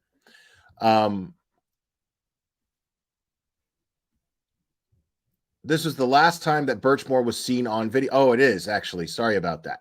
This was the last time that Birchmore was seen on video. While reviewing the video, Porter was able to obtain Birchmore's file and located her emergency contact, Darlene Smith, who is the aunt of the deceased. Upon returning to the apartment, I met with troopers Dunn and Tufts from the State Police CPAC unit. I advised them of all the information that we had obtained thus far. The scene was processed and photographed by the CPAC unit. The medical examiner's office was contacted and responded to the scene to take custody of the body. It was at this time that Officer Nix was able to get in contact with Darlene Smith, who is currently in Raymond, New Hampshire. Officer Nix advised her that Birchmore had been found deceased. Smith told Officer Nix that this did not make any sense to her and went on to tell him that blank, blank, blank, and very happy about it. She was unable to respond that she was pregnant and very happy about it. She was unable to respond to the scene as she was out of state. Thursday evening, I was contacted via email by Aaron Porter, who is the property manager of the Windsor Woods, who stated, Clever, stop. Leave that alone. No, that's my coffee, dude. Sorry about that. Who stated that she had seen somebody entering the building on the video footage that she believed was Alexander Stenstrom, who is a friend of Birchmore. Stenstrom had applied for housing a few weeks back with the recommendation of Birchmore. She said she was not positive due to face coverings, but she wanted to bring it to our attention. I advised her that we would look into the matter when we were able to access the video footage again. So reading this, I'm going to go on to make the assumption that they assessed that that was not Stenstrom because Stenstrom probably had an alibi. At least I'm just taking a guess here. On Saturday, the 6th of February, 2021, I returned to work as the patrol sergeant on the 8 a.m., 4 p.m. shift. Once at work, I noticed another email that I had received from Porter stating that she had a concerning phone call on Friday night around 9 p.m. and would like to speak to me about it. I contacted Porter immediately. She told me that she received a call last night on their emergency line from a party named Tina Thompson. She said that Thompson was very upset and was taking statements about Birchmore. She stated that Birchmore had been dating a police officer and that blank, she told Porter that the police officer blank told Birchmore blank he would take care of the problem himself. Porter advised her that she should be speaking with the police and not her. Detective McCourt provided Trooper Tufts with all of this information as well as the contact information for Porter and Thompson. Interesting.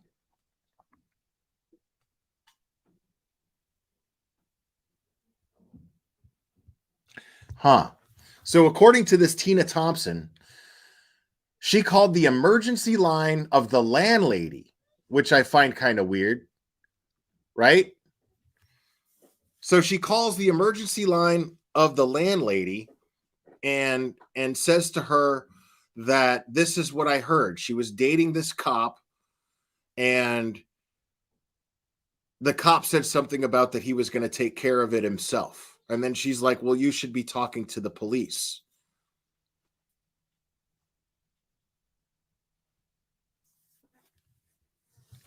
So, yeah, that's kind of weird.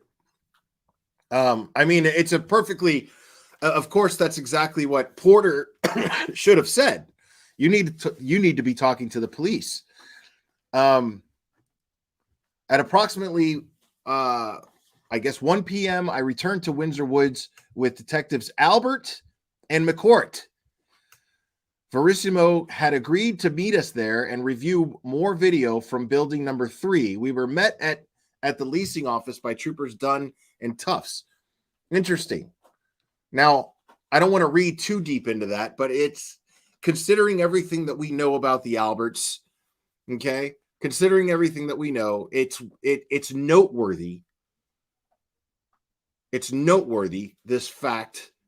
That's all it is, though. Just noteworthy. I'm not saying anything beyond that, but it's noteworthy that just after this call about a police officer being the father of this child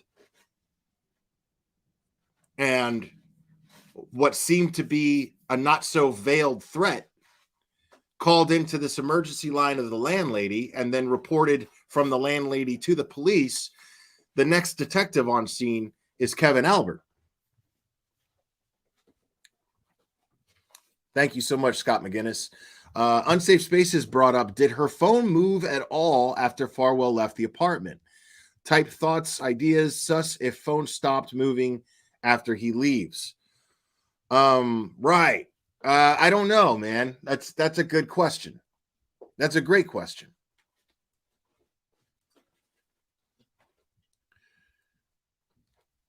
I mean, the house was unkept.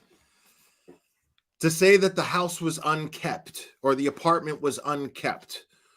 Now, maybe she's a slob. You know what I mean? Maybe she was a slob. That's possible. But could that be where you could say a struggle didn't take place, but it was unkept? You know what I mean? A way to say, okay, well, we could say that, I mean, doesn't look to be an obvious struggle. We could just say that the house is fucking messy, right? But I don't know. I don't know.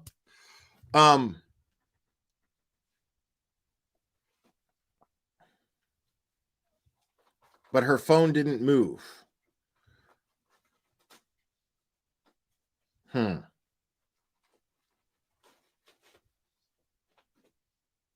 MSP had the phone? Who's MSP?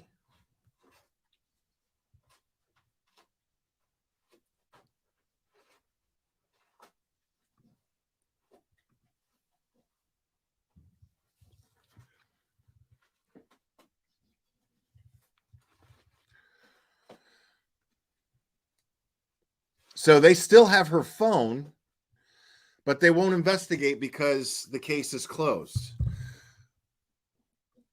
Now, real quick, this is what I'm going to do here. I'm dropping in the chat right now the petition to reopen the case and get Sandra Birchmore proper investigation.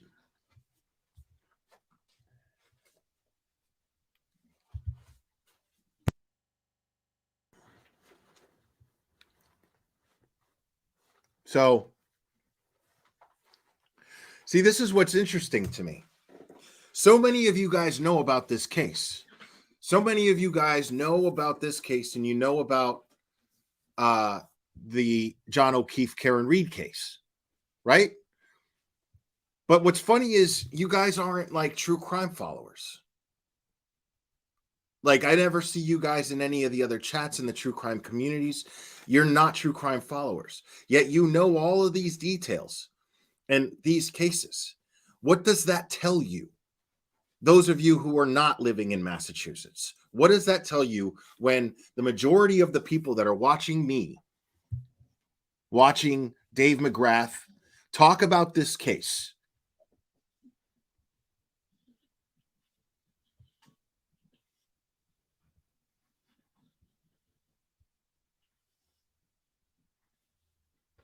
like, what does that say to you? That the majority of these people who are not actually like big true crime followers, but they know all of these ins and outs, like anybody who follows true crime would follow a case. They know all of the ins and outs of this case, and they know all of the ins and outs of the John O'Keefe Karen Reed case. And I'll tell you what it tells me. What it tells me is that these are just people who care.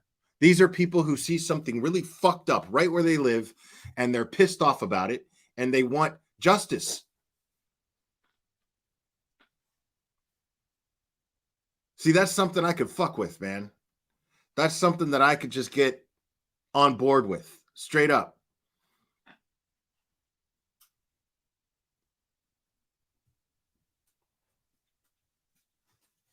Because, I mean, you have questions, dude. And these questions are absolutely valid.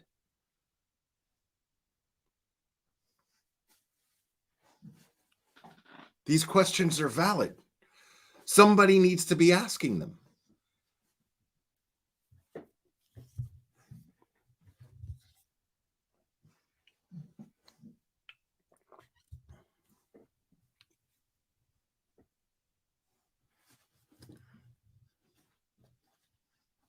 Yeah, I'm not saying that other true crime channels haven't talked about this case. That's not what I'm saying. I'm not saying that at all. I'm saying the majority of the people that are in this chat right now are locals from Massachusetts. I mean, look, I'll tell you right now.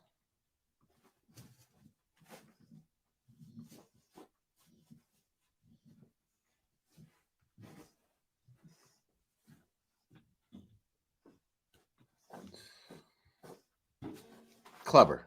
What are you doing, bro? Dude, if you fucking eat my coffee filters, this, bro.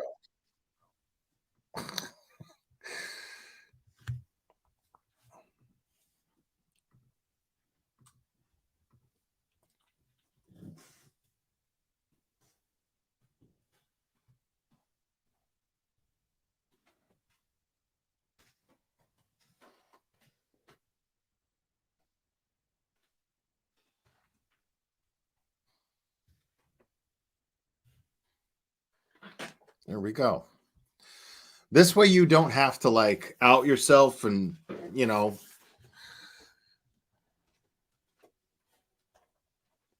Look at this. So I got 54 votes. Remember I said the majority of the people in this chat. It's at 83 votes at 71%. 70%. It's 70-30 at 84 votes. 107 votes is still there.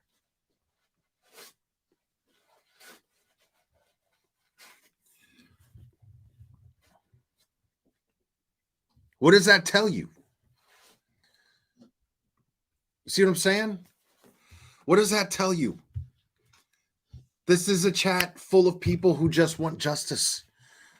They're not in this for the drama of shit. They're not in this because of, ooh, oh my goodness, who was fucking who? No. There was a girl whose life was ruined and probably taken. And even still, another good point was brought up in Dave McGrath's chat yesterday. Another good point was, I mean, even still, let's say that she did commit suicide. These guys are accountable for that to some degree. They ruined her.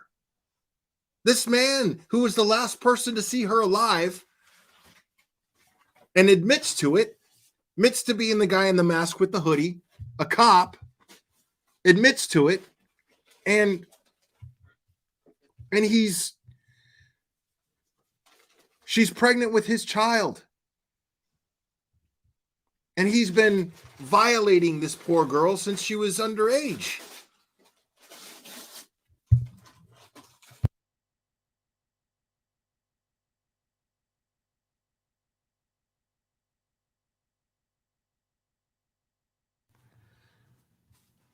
So,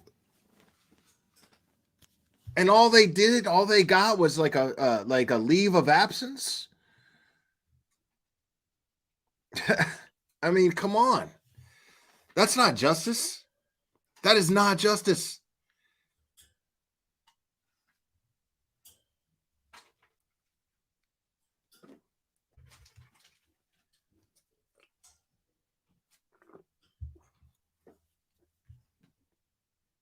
Yeah, he got a paid leave of absence.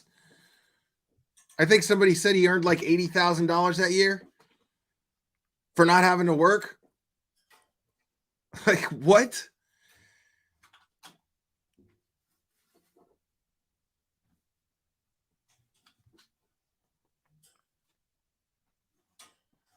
Yeah, I mean, I just gotta like check him once in a while, you know, clubber. Be like, don't knock it off, bro.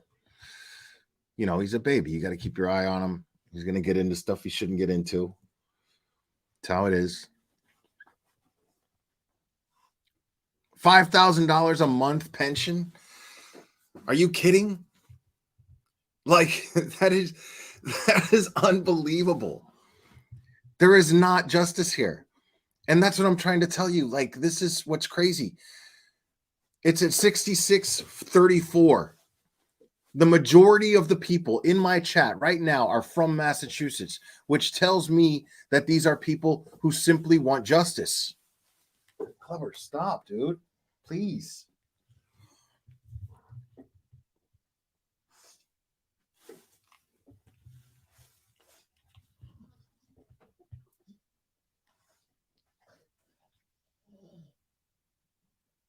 I mean,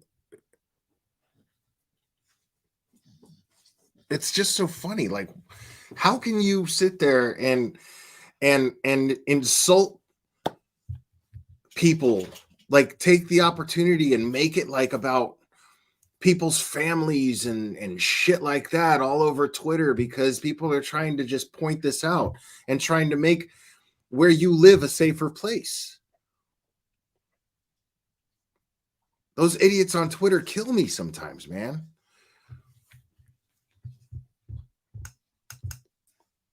I mean, nobody thinks that's weird. That all of these suspicious circumstances, these beyond suspicious circumstances in the death of Sandra Birchmore and the obvious connections that it has to the very, very suspicious circumstances of the John O'Keefe investigation. Like, nobody is putting this together and going, okay, this is I mean, a bunch of you are. We are. But how do you expect me to take you seriously as someone to have common sense if you can't see that that is completely and totally fucked up and scary? Because that could happen anywhere. That could happen anywhere you live. And you want to attack people because they're local and they're pissed off about it. And the people who aren't local are sitting there saying, this could happen anywhere where I live. This could happen where I live. This could happen where I fucking moved from or where I'm moving to. This could happen anywhere.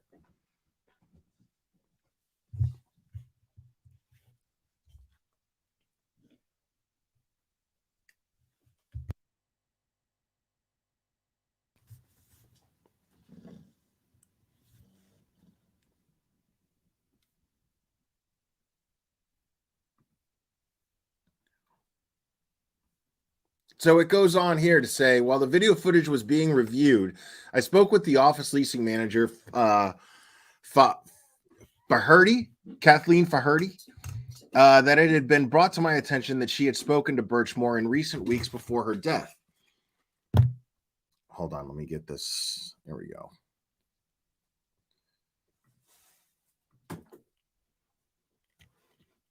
She acknowledged that she had spoken to her on a couple of different occasions and agreed to speak with me about it. She said that she spoke with Birchmore about 4 weeks ago, and this was when she first learned that Birchmore told her that, and I guess they're saying this fucking guy, Farwell,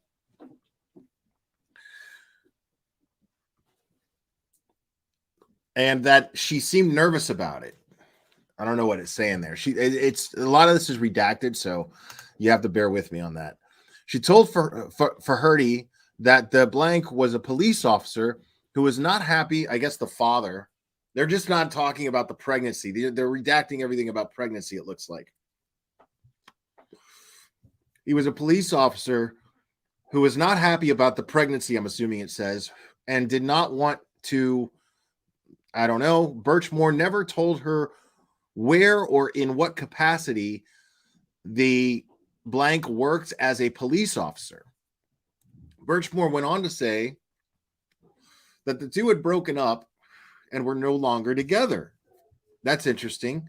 At the time of this conversation, Faherty believed that Birchmore was approximately blank. I'm guessing a certain amount pregnant. The next time Faherty recalls talking with Birchmore was approximately 3 weeks ago. During this conversation, Faherty states that Birchmore seemed to be happier and joked with Faherty about anticipating multiple packages to be delivered in the coming weeks as she blank. She also stated that once the baby comes, I guess, she was hoping to move into a bigger unit within Windsor Woods. Faherty told me that all packages that are delivered by courier come to the leasing office and then they send a message to the tenant. She told me that she had a record of Birchmore's recent deliveries. She picked up 2 packages on January 30th, 2021. There were 3 packages from Kohl's that were delivered last week, but had not been picked up yet. There was one more package that had just arrived on this day, 2/6/21, from Kohl's. The packages were small, and based on what Faherty had told me, blank, I did not open the packages, but brought it to the attention of Troopers Dunn and Tufts. So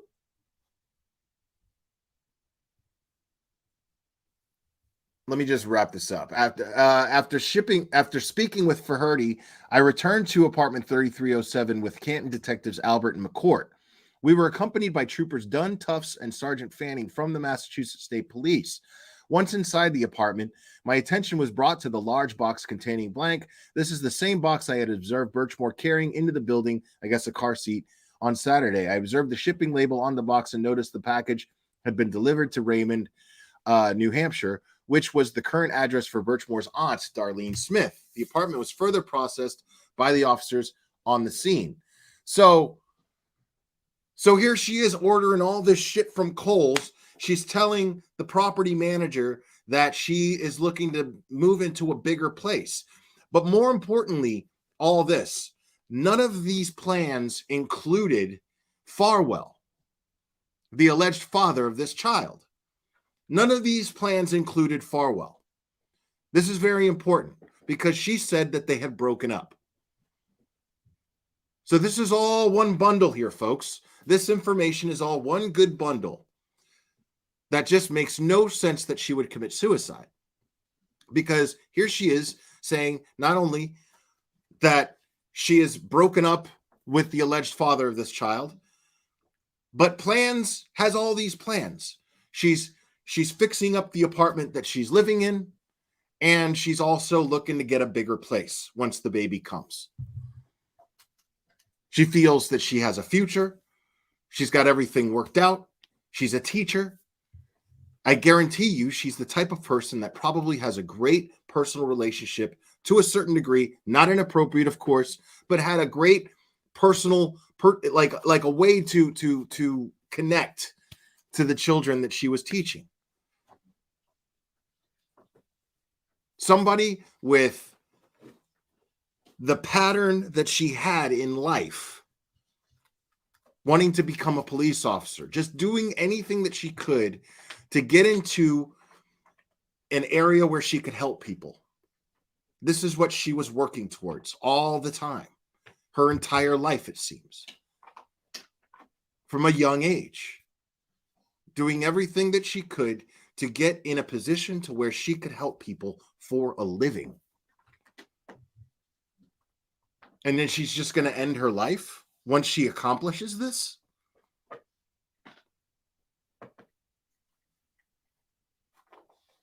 I mean, I get that she had problems, and I get that the issues that she was dealing with were, you know, terrible. I mean, she was victimized by at least three different police officers who she trusted to guide her through a junior police officers training program. So explain to me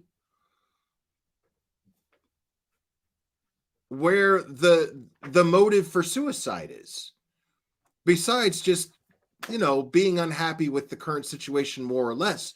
But the thing is that you do two things. You do one of two things usually. You either do something to make the situation better for yourself, or you just say, fuck it. All of this sucks, and I'm just going to piss the rest of my existence away before I commit suicide. Nobody moves on to do things. Nobody makes plans.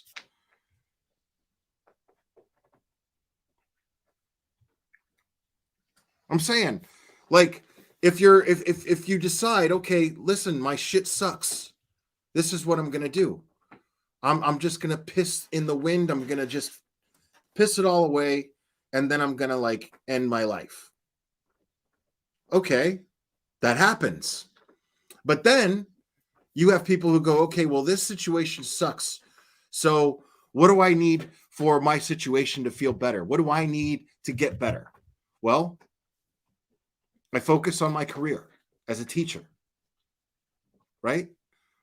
I buy things from Kohl's to spiffy up my personal space. I get my place ready for a new baby to come, this new addition into my life.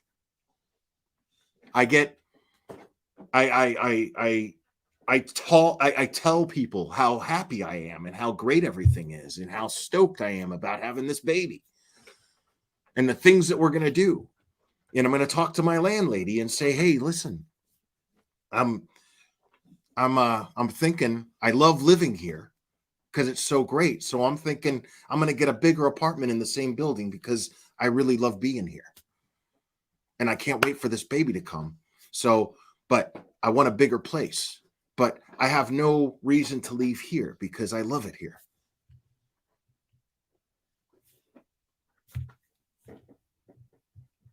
I mean,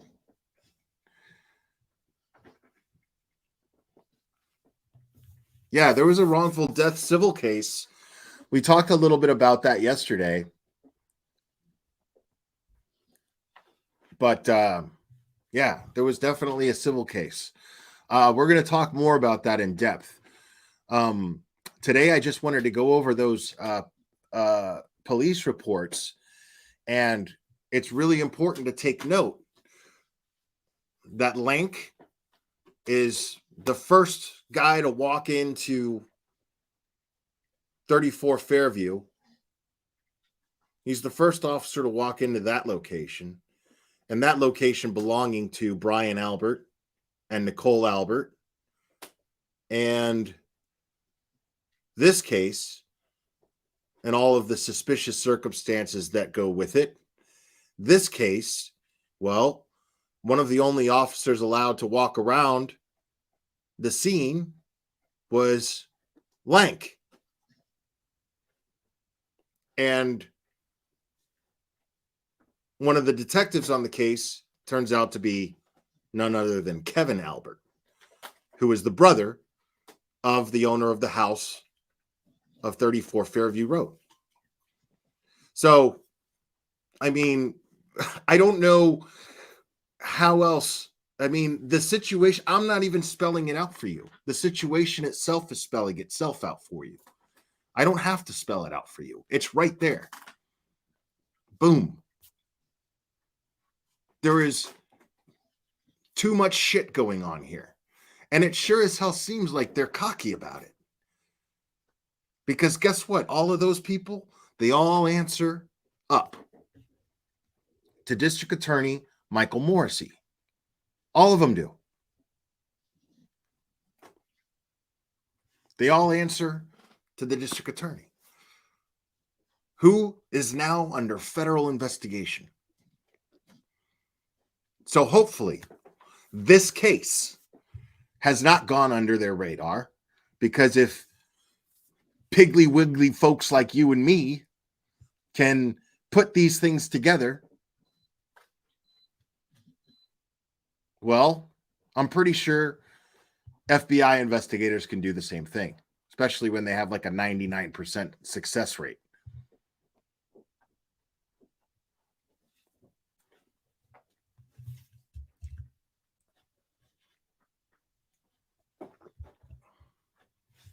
See, I thought about that too. We don't have that many detectives. I think they all work every case. That makes perfect sense. Sure it does. That could all just be coincidence. But what I don't think is a coincidence is that these are very suspicious deaths. And they both have the same stink. That's my issue. So you could sit here all day and say, oh, well, you know, there's only so many detectives, so many responding officers working a shift in a small town. Okay, sure. But how many suspicious deaths with those very same detectives and family members of these detectives and responding officers? I mean, I just don't think that's a coincidence. That's my issue. That's where I get hazy.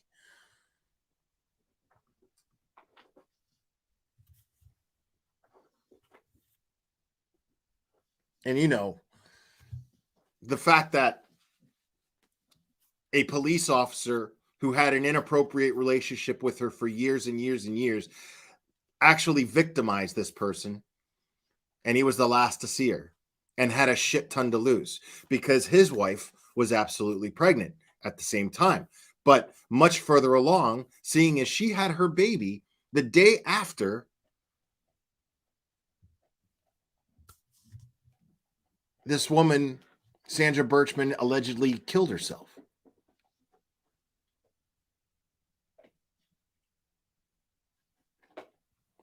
So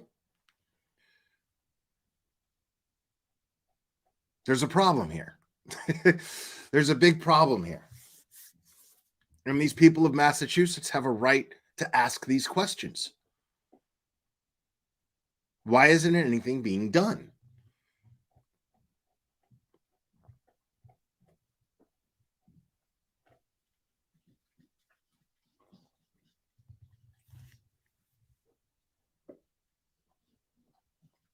Yeah, it's just a little crazy, man. All right, but I think I'm going to go ahead and wrap this up, guys. I always enjoy hanging out with you guys.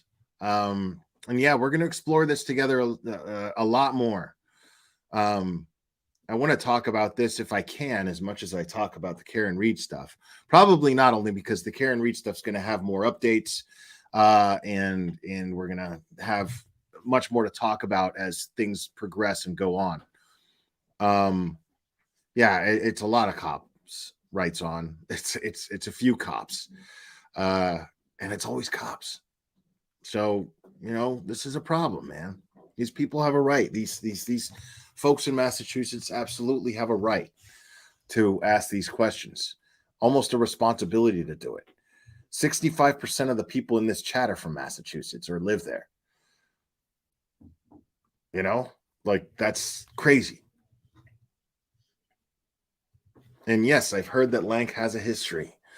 So we're gonna look into all this stuff. We're gonna look into all of these officers. We're gonna talk about all this stuff. We got a lot to unpack here, and I'm sure that one of these days I'm gonna get hopefully Dave McGrath up here, and we can discuss it because I know that he's very invested in this case. So, but you guys are fantastic. I really appreciate all you guys kicking it with me. I appreciate all your support. It means a lot. Here, make sure to sign this petition before you leave, before you call it a night. I really, really appreciate you guys. Yeah, you guys are amazing. I love you very much, and we will do this again very soon, my friends.